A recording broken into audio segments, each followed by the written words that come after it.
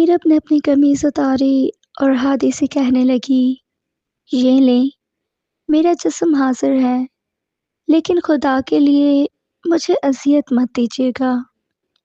ہادی کی نظر جیسے ہی اس کے نسوان حسن پر پڑی تو اس نے ایک پل کے لیے اپنا منہ پھیر لیا اور کہنے لگا، میں گناہ کرنے کا عادی نہیں ہوں، اپنا غم بھلانے پہلی بار اس جگہ پر آیا ہوں، لیکن تمہارا حسن دیکھ کر میں بے قابو ہو گیا ہوں۔ اس نے فوراً بیڈ پر پڑی ہوئی چادر میرب پر ڈالی اور اسے کہنے لگا، کیا تم مجھ سے نکاح کرو گی؟ وہ جو حالات کی ستائی ہوئی اس کوٹھے پر پہنچی تھی فوراً ہی مان گئی۔ نکاح ہوتے ہی ہادی میرب کے قریب گیا اور اس کی شرٹ اتار کر اس کی نرم میرب اس وقت بے سد پڑی ہوئی تھی، رو رو کر اس کی حالت خراب ہو چکی تھی۔ وہ سمجھتی تھی کہ اس طرح سے رو کر احتجاج کر کے وہ ان لوگوں کا دل اپنی طرف نرم کرنے میں کامیاب ہو جائے گی، مگر ان لوگوں کے دل تو چٹان جیسے پتھر کے تھے۔ انہیں میرب کے رونے دھونے سے کوئی فرق نہیں پڑتا تھا۔ اسے کنزا بلانے کے لیے دوبارہ آ چکی تھی۔ دیکھو میرب، اگر تم اب کی بھی بار باہر نہیں آئی تو تارا بائی خود تمہارے پاس آ جائیں گی، اور تم جانتی ہو کہ اگر وہ خود آنے پر مجبور ہو گئی تو وہ تمہیں بہت بری طریقے سے پیش آئیں گی۔ میرب ایک جھٹکے سے اٹھ کر بیٹھ گئی تھی۔ میں تم لوگوں کو بتا چکی ہوں کہ میں ایسی ویسی لڑکی نہیں ہوں، میں تو پیار کے چکر میں پھنس گئی۔ شہریار پر میں نے اعتبار کیا، اپنے گھر کے ماحول سے تنگ تھی تو اس کے ساتھ میں گھر سے بھاگ نکلی۔ میں کیا جانتی تھی کہ وہ میرے سر پر عزت کی چادر دینے کے بجائے مجھے یہاں پر لا کر بیچ دے گا، میری زندگی کا تماشا بنا دے گا۔ دیکھو، مجھے واپس جانے دو، میں یہ سب نہیں کر سکتی۔ شریف ماں باپ کی بیٹی ہوں۔ میرب روتے ہوئے دہائیاں دے رہی تھی۔ کنزا، وہ خود مجبور تھی، وہ بھی کسی کے پیار میں مبتلا ہو کر اس جگہ پر آ کر پھنس گئی تھی جہاں سے باہر نکلنے کا کوئی راستہ نہیں تھا۔ کنزا اسے سمجھانے لگی تھی، خود کو اس ماحول کے مطابق جتنا جلدی ہو سکتا ہے ڈھال لو۔ اگر تم تارا بائی کو انکار کرو گی تو وہ تمہارے ساتھ وحشیانہ سلوک کرے گی، پھر تم کہیں کے قابل نہیں رہو گی۔ کرنا تم نے وہی ہے جو تارا بائی چاہتی ہے۔ کیا ضروری ہے کہ تم تشدد سہ کر ہی یہ سب کرو گی؟ کنزا بالکل ٹھیک کہہ رہی ہے میرب، میری بات مان لو تو فائدے میں رہو گی۔ میرب نے ایک جھٹکے سے سر اٹھا کر دیکھا تھا، دروازے میں تارا بائی کھڑی تھی، اپنے مخصوص انداز میں آئی برو اچکاتے ہوئے، ہونٹوں پر شیطانی مسکراہٹ سجائے۔ وہ میرب کے پاس آئی اور خوش آمدانہ انداز میں کہنے لگی، میرب، اب تم نے زندگی یہیں پہ گزارنی ہے، ہر روز تمہاری زندگی میں رنگینی آئے گی، رونق آئے گی، بہت ساری خوشیاں آئیں گی۔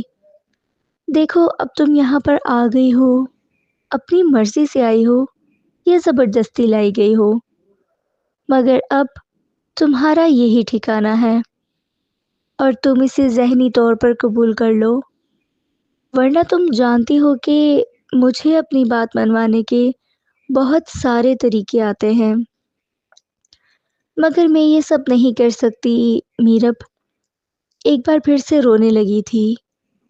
تارا بائی نے مصنوعی انداز میں افسوس کرتے ہوئے اس کی آنکھوں سے آنسوؤں کو پوچھا تھا۔ آج ایک نیا گاہک آیا ہے، اسے ایک انچھوئی لڑکی چاہیے جسے آج تک کسی نے دیکھا تک نہ ہو، اور اس وقت میرے پاس تم ہی دستیاب ہو جو اس لڑکے کی ڈیمانڈ پر پوری اترتی ہو۔ اب تمہارے اوپر ہے، تم اپنی مرضی سے یہ کام کرو گی یا میں تمہارے ساتھ زبردستی کروں، کیونکہ میں اس گاہک کو ناراض کر کے یہاں سے بھیجنا نہیں چاہتی۔ میرب نے تارا بھائی کے سامنے ہاتھ جوڑ دیے تھے، وہ تو اس کے پاؤں میں پڑنے کے لیے بھی تیار ہو گئی تھی، مگر تارا بائی نے اسے ہاتھ اٹھا کر روک دیا۔ نائلہ، اندر آؤ۔ تارا بائی نے ایک لڑکی کو آواز دے کر کمرے میں بلایا تھا۔ اسے اچھے سے تیار کر دو اور ہادی کے کمرے میں اسے بھیج دینا۔ دیکھو میرب، مجھے کسی قسم کی شکایت نہیں ہونی چاہیے۔ اگر تم نے ہادی کو کسی بات کے لیے بھی انکار کیا تو میں پھر تمہیں اپنے ان آدمیوں کے حوالے کر دوں گی۔ انہوں نے ان دو آدمیوں کے حوالے دو لوگوں کی طرف اشارہ کیا تھا جو ہٹے کٹے، اونچے لمبے تھے اور جنونی کھا جانے والی نظروں سے میرب کو دیکھ رہے تھے۔ انہیں دیکھ کر ہی وہ بری طرح سے سہم گئی تھی۔ جلدی سے کہنے لگی، ٹھیک ہے، میں وہ سب کرنے کے لیے تیار ہوں جو تم کہو گی، مگر خدا کے لیے مجھے کسی جانور کے نہیں بلکہ انسان کے حوالے کرنا اور اسے کہنا کہ میرے ساتھ زور زبردستی نہ کرے۔ میں ابھی اس سب کے لیے ذہنی طور پر تیار نہیں ہوں۔ تارا بائی نے اسے بغور دیکھا اور پھر وہ کمرے سے نکل کر چلی گئی۔ نائلہ نے میرب کو بہت اچھے سے تیار کیا تھا۔ ایک خوب بھڑکیلا جوڑا اسے پہنایا، خوب تیز میک اپ کیا۔ میرب نے جب آئینے میں خود کو دیکھا تو ایک لمحے کو وہ بھی ٹھٹک کر رہ گئی۔ وہ بہت حسین تھی، اتنی کہ جو اسے دیکھتا دیکھتا ہی رہ جاتا۔ اس کی خوبصورتی ہی تو تھی جو شہریار کو ٹھگنے پر اور اس کی جانب متوجہ ہونے پر مجبور کرتی تھی۔ وہ گاؤں میں اپنے ایک دوست کے ساتھ گھومنے کے لیے گیا تھا۔ گاؤں کی ایک لڑکی کو دیکھ کر اس پہ اپنا دل ہار گیا۔ میرب کو دیکھ کر اس کے دل میں ہوس جاگ اٹھی تھی، وہ جو گلی گلی پر منڈلانے والا بھنورا تھا۔ میرب کو دیکھ کر بھی اس کا دل للچانے لگا تھا۔ وہ میرب سے بہت سارے فوائد حاصل کرنا چاہتا تھا۔ اس کی ذات کو حاصل کر کے وہ اسے کمائی کا ذریعہ بنانا چاہتا تھا، اور یہی اس کا ذریعہ معاش بھی تھا۔ بھولی بھالی معصوم لڑکیوں کو اپنی باتوں کے جال میں پھنسانا اور پھر انہیں کوٹھے پر جا کر بیچ دینا۔ تارا بائی کو وہ پچھلے کئی سالوں سے جانتا تھا اور وہ اس کا پرانا گاہک تھا۔ میرب کو دیکھ کر بھی وہ اس اندازے میں ہو گیا کہ یہ لڑکی اسے بہت سارا پیسہ دے سکتی ہے۔ میرب کو اس نے کسی طرح سے اپنے جال میں پھنسا لیا تھا۔ میرب جو اپنے گھر کے ماحول سے شاکی تھی، اپنی سوتیلی ماں کے ظلم و ستم سے تنگ تھی، اور تو اور اس کے دونوں بھائی بھی اس پر بہت ظلم و ستم کرتے تھے۔ دونوں بھائی سوتیلے تھے، دونوں شادی شدہ بھی تھے۔ اپنی بیویوں کی ہی بات کو وہ حرف آخر سمجھتے تھے۔ جو ذرا سی بات کی شکایت لگاتی تو وہ میرب کو روئی کی طرح دھنک کر رکھ دیتے۔ وہ روتی رہتی، تڑپتی رہتی، اپنے ماں باپ کو یاد کرتی رہتی۔ اگر بابا زندہ ہوتے تو میرے ساتھ یہ سب نہ ہوتا، میں بھی اس گھر میں شہزادیوں کی طرح رہتی۔ وہ یہ سب سوچتے ہوئے روئی جاتی تھی۔ شہریار اس کے زندگی میں بہار کی مانند آیا تھا۔ وہ جب اس سے محبت کا اظہار کرتا، جب اس سے ان سب چیزوں سے دور لے کر جانے کی باتیں کرتا، تو وہ اس کی ساری باتوں کو سچ سمجھ کر ان پہ آمین کہہ دی۔ اسے لگتا کہ یہ شہریار اس کے خوابوں کی تعبیر بن کر آیا ہے، وہ اس کی زندگی کو مکمل کر دے گا۔ زندگی میں جتنے بھی غم ہیں، دکھ ہے، ان سب کا ازالہ ممکن ہو جائے گا۔ شہریار سے جب وہ رشتے کی بات کرتی تو وہ ٹال جاتا۔ کیا تم نہیں جانتی اپنی ستیلی ماں کو؟ مجھے نہیں لگتا کہ وہ کبھی بھی ہمارے رشتے کے لیے تیار ہوں گی۔ ارے انہوں نے اور ان کی بہو نے تو تمہیں نوکرانی بنا کر رکھا ہوا ہے۔ میرے ماں باپ اگر آئیں گے بھی تو وہ صاف انکار کر دیں گے۔ بھلا ایسی مفت کی نوکرانی کو وہ کیسے ہاتھ سے نکلنے دیں گے؟ آج وہ اپنی ایک سہیلی کی مدد سے شہریار سے ملنے کے لیے آئی تھی۔ اس وقت وہ دونوں پرانے قلعے پر موجود تھے۔ شام کا وقت ہو رہا تھا، ہر طرف اندھیرا پھیل رہا تھا۔ وہ گھر سے اپنی سہیلی کا بہانہ بنا کر آئی تھی۔ ابھی بھی اس کا دل و دماغ گھر کے بارے میں ہی سوچ رہا تھا۔ شہریار نے اس کی حالت دیکھ کر اسے ٹوکا، میرے پاس ہو کر بھی تم میرے پاس نہیں ہوتی، اپنے گھر والوں کے بارے میں سوچتی رہتی ہو، ایسی زندگی کا کیا فائدہ؟ جن لوگوں نے تمہیں ایک بھی خوشی نہیں دی، تم ان کے لیے اتنا کیوں سوچتی ہو؟ تو پھر میں کیا کروں؟ تم ہی بتاؤ۔ وہ ہار مان کر بولی، اور شہریار تو یہی چاہتا تھا کہ وہ ہار مان لے اور اس کے اوپر وہ سارا فیصلہ چھوڑ دے۔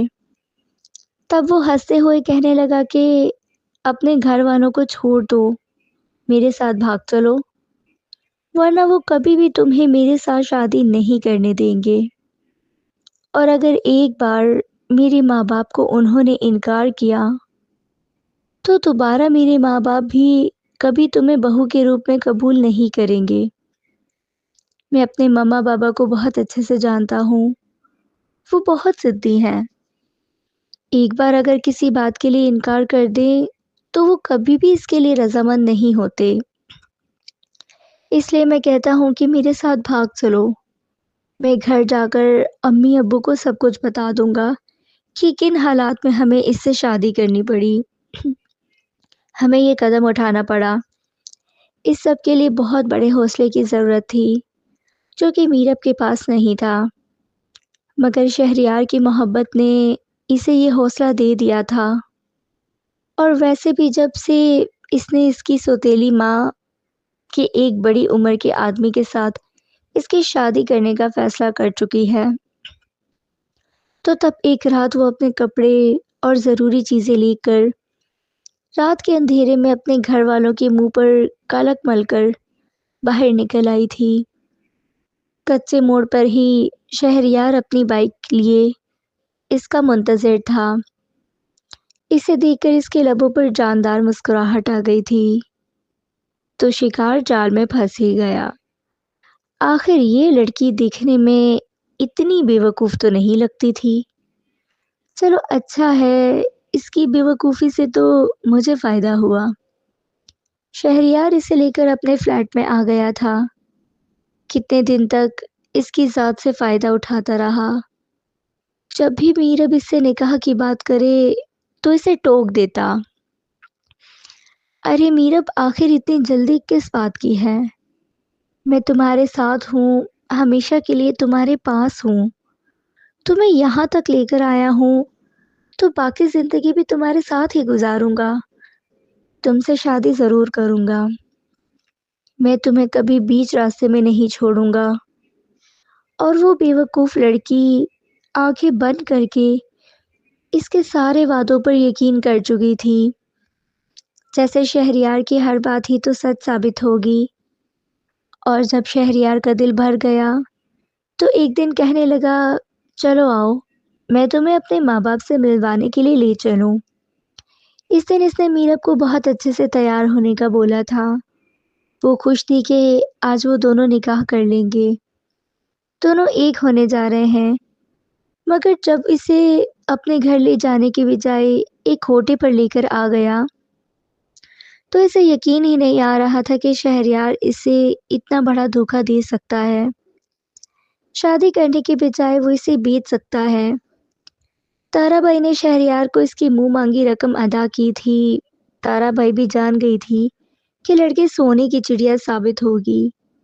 اتنی حسین لڑکی آج تک اس کے کوٹھے پر نہیں آئی تھی اور وہ کسی قیمت پر بھی اسے کھونے نہیں دے سکتی تھی۔ اور اب میرب کو یہاں پر آئے ہوئے 1 مہینہ ہو چکا تھا۔ اب تک وہ خود کو اس سب کے لیے تیار نہیں کر پا رہی تھی، مگر آج اس کی ساری فریادیں رونا دھونا بیکار گیا تھا۔ آج اس کا بھی سودا ہو گیا تھا۔ آج اسے دلہن کی طرح سجایا گیا تھا۔ نائلہ نے میک اپ کرنے کے بعد اس کے ہاتھوں پر اچھے سے مہندی بھی لگا لی تھی۔ مہندی کا رنگ بھی بہت اچھا آیا تھا۔ وہ حسرت سے اپنی مہندی لگے ہاتھوں کو دیکھ رہی تھی۔ اپنا یہ روپ اسے بہت پرایا پرایا لگ رہا تھا۔ اگر یہ سب اپنے شوہر کے لیے کرتی تو اسے کتنا اچھا لگتا، مگر یہ سب ایک پرائے مرد کے لیے تھا جس کی وہ ایک رات کی دلہن تھی۔ آنکھوں سے مسلسل آنسو بہے جا رہے تھے جب دروازہ ایک کھڑکی کی آواز سے کھلا تھا۔ اس نے سختی سے اپنی آنکھیں بند کر کے لی تھی۔ نہ جانے وہ کون ہوگا، میرے ساتھ کیسے پیش آئے گا، سوچتے ہوئے اس کا دل لرزنے لگا تھا۔ قدموں کی چاپ آہستہ آہستہ ہوتے ہوئے اس کے قریب آ کر رکی تھی، اور پھر وہ جو کوئی بھی تھا آہستگی سے اس کے سامنے آ کر بیٹھ گیا تھا۔ وہ بھی ایک ٹک میرب کے چہرے کو دیکھ رہا تھا۔ ہادی نے آج تک اتنا معصوم چہرہ اپنی پوری زندگی میں نہیں دیکھا تھا۔ وہ سوچ بھی نہیں سکتا تھا کہ اس گندگی زمانہ میں جاہلیت پر اسے ایسا حسن دیکھنے کو ملے گا۔ وہ بھی خود سا رہ گیا تھا۔ میرب نے اس کی خاموشی کو محسوس کر کے اپنی آنکھیں کھول کر دیکھا۔ اس کے سامنے ایک نوجوان لڑکا تھا، ہینڈسم، خوبصورت، قیمتی لباس پہنے، جو کہ بہت امیر بھی معلوم ہو رہا تھا۔ اسے دیکھ کر میرب نے اپنی نگاہیں جھکا لی اور پھر ایک ایک کر کے وہ اپنے سبھی زیور اتارنے لگی تھی۔ دوپٹہ اتار کر ایک سائڈ پر رکھ دیا تھا، اور اس سے پہلے کہ وہ اپنا لباس ایک ایک کر کے اتارتی، ہادی نے اس کا ہاتھ پکڑ لیا تھا۔ یہ کیا کر رہی ہیں آپ؟ ہادی کے سوال پر وہ ٹھٹک کر رہ گئی تھی۔ یہ سب تو اسے تارا بائی نے کہا تھا کہ وہ گاہک کو خوش کرے گی، اور اگر گاہک اس سے ناراض ہو گیا تو وہ اسے سزا دے گی۔ وہ تو تارا بائی کی بات مان رہی تھی، مگر پھر بھی اس آدمی کو اعتراض کس بات پر ہے؟ دیکھیں، آپ جو کہیں گے میں وہ کروں گی۔ بس آپ سے میری ایک ہی درخواست ہے کہ آپ میرے ساتھ زور زبردستی مت کیجیے گا، مجھے تکلیف مت پہنچائیے گا۔ میں اس کی عادی نہیں ہوں۔ کچھ ہی دنوں میں مجھے یہاں پر آئے ہوئے میں اس ماحول سے واقفیت نہیں رکھتی۔ نہ چاہتے ہوئے بھی اس کی آنکھوں میں آنسو آ گئے تھے۔ گلے میں آنسوؤں کا گولا بھی جیسے اٹک گیا تھا۔ اس نے بمشکل اپنے لفظوں کو ادا کیا تھا۔ ہادی نے اسے گہری نظر سے دیکھا۔ اسے اندازہ ہو گیا تھا کہ لڑکی شریف ہے، مگر وہ اس جگہ پر کیسے آئی؟ نہ جانے کسی نے اپنے نے اسے دھوکہ دیا تھا، یا پھر اپنی ہی کسی غلطی کی سزا کی پاداش میں وہ یہاں پر موجود تھی۔ ہادی کو خاموش دیکھ کر ایک بار پھر سے وہ اپنا لباس اتارنے لگی تھی۔ جب ہادی نے اسے روک دیا تھا، میں یہاں پر اپنا غم غلط کرنے کے لیے آیا ہوں، اپنی ماں کے غم کو بھولنے کے لیے، اپنی بیوی کی بے وفائی کو بھولنے کے لیے۔ مجھے لگا تھا یہ سب کر کے شاید مجھے سکون ملے گا، روح کو راحت ملے گی، مگر نہیں۔ میں گناہ کبیرہ نہیں کر سکتا، میں یہ گناہ نہیں کر سکتا۔ وہ زیر لب بڑبڑا رہا تھا، اور میرب جو خود کو آنے والے وقت کے لیے تیار کر رہی تھی، اس کے یہ اقدام دیکھ کر ہکا بکا رہ گئی تھی۔ آخر یہ آدمی کیا چیز تھا जो इतनी बड़ी कीमत अदा करके इसके पास आया था और इसे हाथ लगाने पर भी तैयार नहीं था, बल्कि आंखें बंद किए नफ़ी में सर हिलाते हुए अपने सर को दोनों हाथों में थामे हुए न जाने क्या बड़बड़ा रहा था।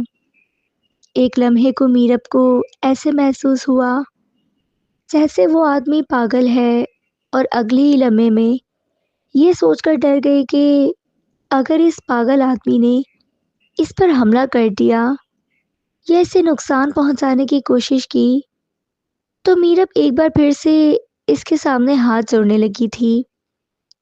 आप मेरे बारे में ताराबाई से कोई शिकायत मत कीजिएगा, मैं आपको बहुत खुश करूंगी।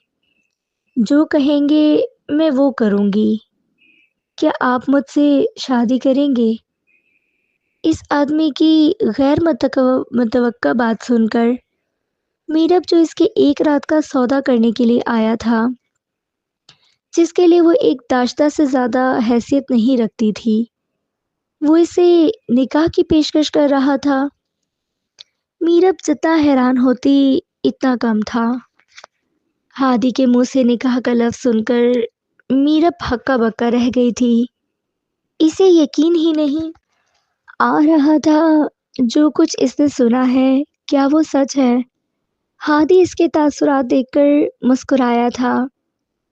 मैं तुम्हारे साथ शादी करने की बात कर रहा हूँ, अपनी ज़िंदगी तुम्हारे साथ गुजारने की मानता हूँ कि तुम मेरे बारे में कुछ भी नहीं जानती हो, मगर मैं तुमसे वादा करता हूँ कि तुम्हें वो सब कुछ दूंगा जिसकी तुम हकदार हो। तुम्हें तुम्हारे हिस्से की खुशियाँ ज़रूर दूंगा। मुझे अंदाज़ा हो गया कि तुम यहाँ पर खुशी से नहीं हो, यहाँ से दूर जाना चाहती हो, और मैं यहाँ से दूर जाने में तुम्हारी मदद करूँगा। मीरब की आंखों से आंसू बहने लगे थे। क्या दुआएं यूं भी कबूल होती हैं? क्या अल्लाह यूं भी अपने बंदों की मदद करता है? इसे तो यकीन ही नहीं आ रहा था। हादी कितनी देर तक इसे रोता हुआ देखता रहा, फिर वो अपनी जगह से उठकर बाहर चला गया था। हादी मीरब के कमरे से निकला तो सीधा ताराबाई के इस परतेश कमरे में गया, जहाँ खुशबुओं और धुएं का एक अजीब इम्तिजाज था। ताराबाई अपने गाँव तकिए से टेक लगाए हुक्का पी रही थी। हादी को सामने देखकर इसके लबों पर एक जहरीली मुस्कुराहट आई। क्यों साहब, हीरा पसंद आया? ताराबाई ने धुएं का बादल फिजा में छोड़ते हुए पूछा। मीरब अभी कुंवारी है, इसे तराशने में वक्त लगेगा, मगर जो इसे हासिल करेगा वो सोना उगलने वाली मुर्गी पाएगा। हादी ने कराहत से इसे देखा और सामने रखी कुर्सी पर बैठ गया। मैं यहाँ तुम्हारी लफाजी सुनने नहीं आया। तारा भाई, मुझे वो लड़की चाहिए, अभी और इसी वक्त। बोलो क्या कीमत है इसकी? तारा भाई हंसी, ऐसी हंसी जिसमें लालच छुपा था। साहब, ऐसी चीजें कीमतों से नहीं किस्मतों से मिलती हैं। अभी तो इसकी बोली लगनी बाकी है। बड़े बड़े सेठ कतार में हैं। हादी ने अपने कोट की अंदरूनी जेब से एक चेकबुक निकाली और इसे मेज पर रखा। तुम्हें कितने पैसे चाहिए? 10 लाख, 20 लाख, या इससे भी ज्यादा? ताराबाई की आंखें फैल गईं। इसने हादी के चेहरे पर मौजूद संजीदगी को पढ़ लिया था। वो जानती थी कि ये आदमी कोई आम गाहक नहीं है। साहब, 20 लाख तो इसकी एक रात की कीमत हो सकती है, अगर इसे सलीके से पेश किया जाए। हादी के मुक्के भज गए। इसे इस औरत के लहजे से घिन आ रही थी। इसने चेकबुक पर कलम चलाया और एक ऐसी रकम लिखी जिसे देखकर ताराबाई का हुक्का इसके हाथ से छूटते छूटते बचा। ये 50 लाख का चेक है, हादी ने सर्द लहजे में कहा, और ये सिर्फ शुरुआत है। अगर तुमने अभी मीरब के कागजात मेरे हवाले किए और ये वादा किया कि आज के बाद इस कड़ी का कोई भी साया इस पर नहीं पड़ेगा, तो मैं तुम्हें इतनी ही रकम मज़ीद दूंगा। تارا بائی کے لیے یہ زندگی بھر کی کمائی تھی، ایک ایسی لڑکی کے لیے جس کا بھی پہلا دن تھا۔ اتنی بڑی رقم ملنا کسی کرشمے سے کم نہ تھا۔ آپ تو بڑے سخی نکلے صاحب۔ لیجئے، میرب آج سے آپ کی ہوئی۔ اس کا سامان کیا ہوگا؟ بس چند جوڑے ہیں، وہ آپ لے جا سکتے ہیں۔ ہادی کھڑا ہوا اور تارا بائی کی آنکھوں میں آنکھیں ڈال کر کہا، یاد رکھنا، میں اسے خرید کر اپنا غلام نہیں بنا رہا، بلکہ اسے اس جہنم سے نکال کر اپنی عزت بنا رہا ہوں۔ اگر کبھی بھی تمہاری طرف سے اسے کوئی تکلیف پہنچی تو یہ 50 لاکھ تمہاری موت کا سامان بھی بن سکتے ہیں۔ تارا بائی سہم کر رہ گئی۔ اس نے فوراً اپنے کارندوں کو اشارہ کیا کہ میرب کو تیار کر کے ہادی کے ساتھ روانہ کریں۔ جب تارا بائی میرب کے کمرے میں داخل ہوئی تو میرب سہم کر دیوار سے لگ گئی۔ کیا ہوا تارا بھائی؟ کیا وہ شخص؟ میرب کی آواز لرز رہی تھی۔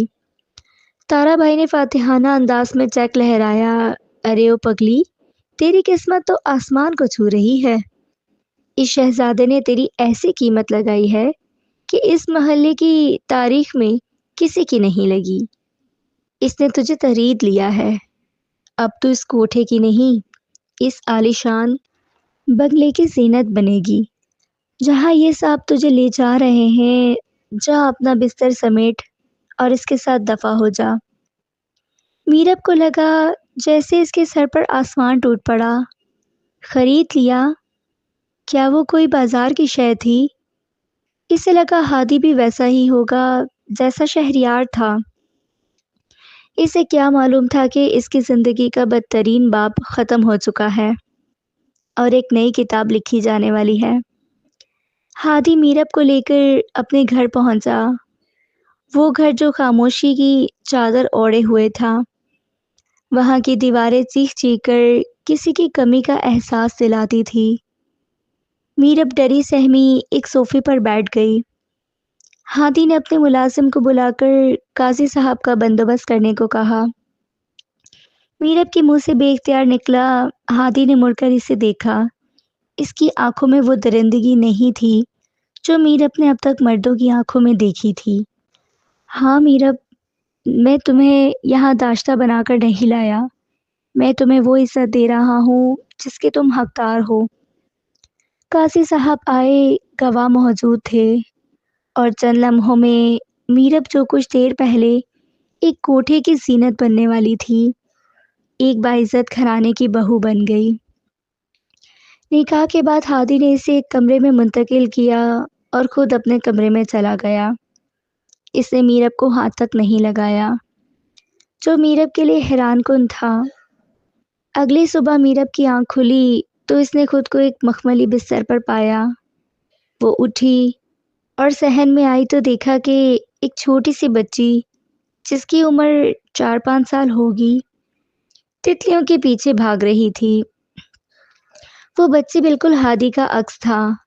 آپ کون ہیں؟ بچی نے رک کر معصومیت سے پوچھا۔ میرب نے مسکرا کر جواب دیا، میرا نام میرب ہے، آپ کا نام کیا ہے؟ میں دعا ہوں، بچی نے خوشی سے کہا اور میرب کا ہاتھ تھام لیا۔ اسی وقت ہادی وہاں آ گیا۔ اس نے دیکھا کہ میرب اور دعا ایک دوسرے کے قریب ہیں۔ ہادی کے دل میں ایک عجیب سی لہر دوڑی۔ دعا بیٹا، یہ آپ کی نئی ماما ہے۔ ہادی نے آہستہ سے کہا۔ دعا یہ سن کر میرب کے گلے لگ گئی۔ میرب کی آنکھوں میں آنسو آ گئے۔ اسے لگا جیسے اسے جینے کا ایک مقصد مل گیا ہو، لیکن وہ یہ نہیں جانتی تھی کہ اس خوشی کے پیچھے ہادی کا کتنا بڑا دکھ چھپا ہوا ہے۔ رات کا پچھلا پہر تھا، باہر بارش اب تھم چکی تھی، مگر درختوں سے ٹپکتے پانی کی آواز خاموشی میں ایک عجیب سا ارتعاش پیدا کر رہی تھی۔ کمرے میں مدھم لیمپ کی روشنی چاروں طرف پھیلی ہوئی تھی۔ دعا گہری نیند سو رہی تھی۔ اس کے معصوم چہرے پر سکون تھا، مگر ہادی کے چہرے پر سالوں سے جمی برف آج پگھلنے کے قریب تھی۔ ہادی نے ایک لمبا سانس لیا، جیسے کوئی بہت بڑا بوجھ اپنے سینے سے اتارنے والا ہو۔ اس نے میرب کی طرف دیکھا جس کی آنکھوں میں تجسس اور ہمدردی کی ایک لہر تھی۔ میرب ہادی کی آواز کسی ٹوٹے ہوئے شیشے کی طرح چپتی ہوئی تھی۔ تم جانتی ہو میں نے تارا بائی کو تمہارے لیے اتنی بڑی رقم کیوں دی؟ وہ رقم تمہاری قیمت نہیں تھی، وہ اس عورت کے منہ پر تماچا تھی جس نے مجھے یہ یقین دلایا تھا کہ محبت صرف ایک سراب ہے اور عورت صرف مطلب کی پجاری ہوتی ہے۔ ہادی نے اپنی کرسی تھوڑی اور قریب کی اور بولنا شروع کیا۔ عالیہ دعا کی ماں ہے، وہ میری محبت ہی نہیں، میرا غرور تھی۔ میرب میں نے اسے وہ سب کچھ دیا جس کا کوئی تصور نہیں کر سکتا۔ اس گھر کی ملکہ بنایا، اسے اپنی ہر سوچ میں شریک کیا، مگر اسے شاید وہ سب کچھ کم لگتا تھا۔ وہ ایک ایسے انسان کے ساتھ تعلق میں تھی جو میرے ہی کاروبار کا حصہ تھا۔ وہ شخص جسے میں نے اپنا دوست سمجھا، وہ میری پیٹھ پیچھے چھرا گھونپ رہا تھا اور عالیہ اسے میرا لہو فراہم کر رہی تھی۔ ہادی کی آنکھوں میں سرخی اتر آئی، جیسے وہ منظر آج بھی اس کے سامنے ہو۔ ایک رات جب میں گھر واپس آیا تو وہ اپنے فون پر اس سے باتیں کر رہی تھی اور میرا مذاق اڑا رہی تھی۔ وہ کہہ رہی تھی کہ ہادی ایک بے جان اور بورنگ انسان ہے جو صرف ذمہ داریوں اور اخلاق کی باتیں جانتا ہے، اسے عیاشی اور زندگی جینے کا فن نہیں آتا۔ وہ عورت جس کی پاکیزگی کی میں قسمیں کھاتا تھا، وہ میرے ہی بستر پر بیٹھ کر کسی اور کے لیے سجنے سنورنے کے خواب دیکھ رہی تھی۔ میرب کا دل ہادی کی حالت دیکھ کر ڈوبنے لگا۔ ہادی نے بات جاری رکھی، جس دن اسے پتہ چلا کہ میں سب جان چکا ہوں، اس نے ذرا برابر بھی شرمندگی محسوس نہیں کی۔ اس نے دعا کی طرف ایک نظر بھی نہ دیکھا۔ وہ معصوم بچی جو اسے مما کہہ کر پکارتی تھی، اسے ٹھکرا کر وہ اس شخص کے ساتھ بھاگ گئی۔ اس نے مجھ سے کہا کہ ہادی تم بہت اچھے ہو، مگر تمہاری یہ اچھائی مجھے دم گھٹنے پر مجبور کرتی ہے۔ اس دن سے میرا عورت ذات پر سے اعتبار اٹھ گیا تھا۔ مجھے لگا کہ اگر ایک معزز گھرانے کی عورت ایسا کر سکتی ہے تو وفا دنیا میں کہیں موجود ہی نہیں ہے۔ ہادی نے میرب کا ہاتھ تھام لیا، اس کے ہاتھ لرز رہے تھے۔ جب میں نے تمہیں تارا بائی کے اس کوٹھے پر دیکھا تو میں نے خود سے ایک شرط لگائی۔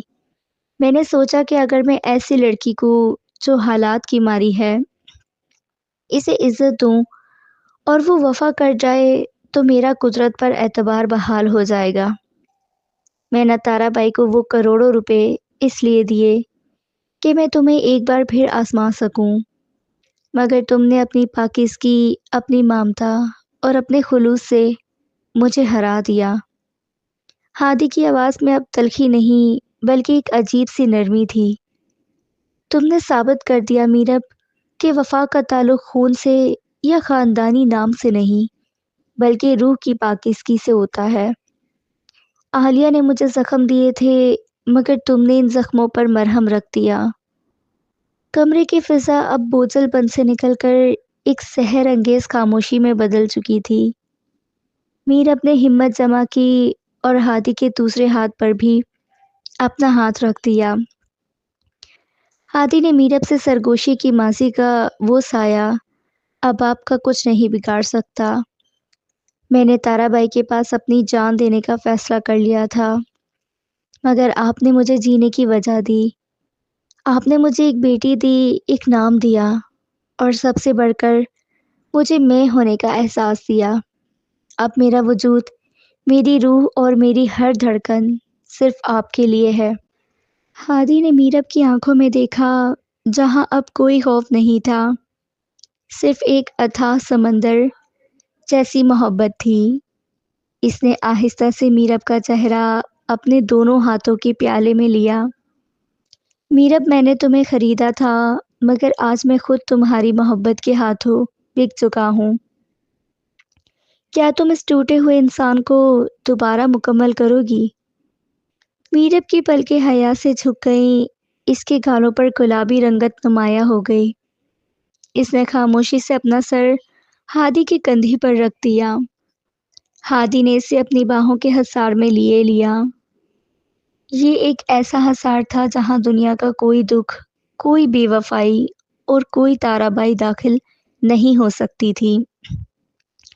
باہر فجر کی اذان کی آواز گونج رہی تھی، جو ایک نئی زندگی، ایک نئے عہد اور ایک لاسوال محبت کی نوید دے رہی تھی۔ ہادی نے میرب کے ماتھے پر پیار سے بوسہ دیا اور اسے اپنے دل کی دھڑکنوں کے قریب محسوس کرنے لگا۔ اب وہ دونوں اکیلے نہیں تھے، اب وہ ایک مکمل خاندان تھے، جہاں دھوکے کی کوئی جگہ نہیں تھی، صرف اور صرف وفا کی خوشبو تھی۔ ہادی اور میرب کی زندگی میں اب ایک ایسا ٹھہراؤ آ چکا تھا جسے دیکھ کر رشک آتا تھا۔